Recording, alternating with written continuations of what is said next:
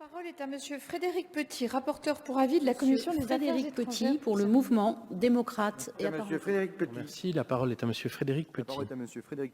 Monsieur le ministre, une question qui sort du cadre précédent sur le plan de sauvegarde et le plan de sauvegarde des réseaux d'influence et l'arrivée du PLFR3 qui sera sur le bureau du Conseil des ministres. Je voudrais savoir dans quel esprit il a été préparé par votre ministère. Vous savez qu'il y a deux choses qui nous concernent et que nous vivons tous les jours à la Commission des Affaires étrangères et sur nos terrains. D'abord, est-ce qu'on va avoir des crédits budgétaires? Vous savez qu'on ne peut pas dire à des gens, à des établissements, à des familles étrangères qu'on les aide si c'est pour leur reprendre l'argent avant la fin de l'année.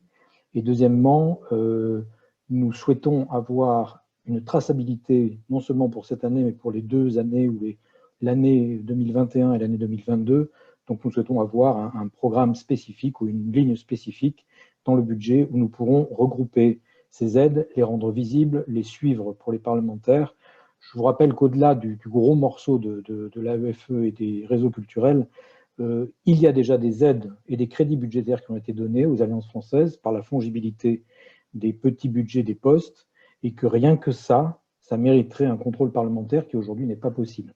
Donc sur ces deux questions, crédit budgétaire ou pas, ligne spécifique ou pas, j'aimerais que vous merci. Comment dire, notre réseau d'influence et notamment l'enseignement français à l'étranger.